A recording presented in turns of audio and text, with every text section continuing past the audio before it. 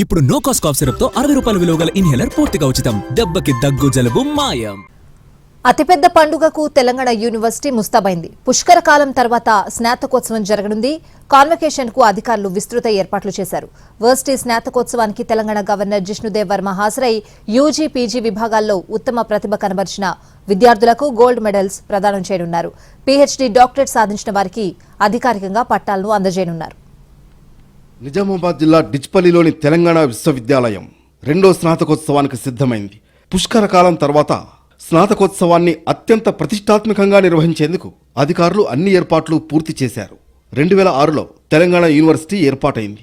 6 విభాగాలతో ప్రారంభమైన వర్సిటీ ప్రస్తుతం 24 విభాగాల్లో 31 కోర్సులకు విస్తరించింది.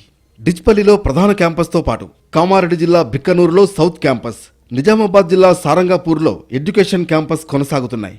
ఉమ్మడి నిజామాబాద్ జిల్లా పరిధిలో 109 అనుబంధ యూజీ, పీజీ కళాశాలలు ఉండగా 31 కోర్సులకు 19 అప్రూవ్డ్ రెగ్యులర్ కోర్సులు, 12 సెల్ఫ్ ఫైనాన్స్ కోర్సులు, 7 పీహెచ్డీ కోర్సులు కొనసాగుతున్నాయి.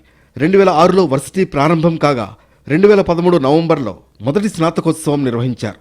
2018, 2020లో కాన్వకేషన్ నిర్వహణకు అప్పటి వైస్ ఛాన్సలర్లు సాంబయ్య, రవీందర్ గుప్తా నోటీసులు జారీ చేసినప్పటికీ నిర్వహించలేకపోయారు. 2013 తర్వాత ప్రస్తుతం రెండవ స్నాతకోత్సవం ఇవాళ జరగనుంది. విద్యాలయం రెండవ స్నాతకోత్సవం జరుపుకుంటుంది. దీనికి గవర్నర్ గారు ఇక్కడ ఉన్నటువంటి తెలంగాణ బటాలియన్కు ఇచ్చేయడం జరుగుతుంది. తెలంగాణ విశ్వవిద్యాలయంలోకి స్నాతకోత్సవ ప్రారంభానికి అతను ఇచ్చేయడం జరుగుతుంది.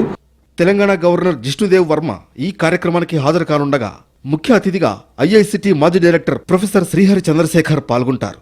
వర్సిటీ స్టేడియంలో స్నాతకోత్సవ వేడుక జరగనుంది. 7 విభాగాల్లో పీహెచ్డీ పూర్తి చేసిన 157 మందికి డాక్టరేట్ పట్టాలను గవర్నర్ అందజేస్తారు.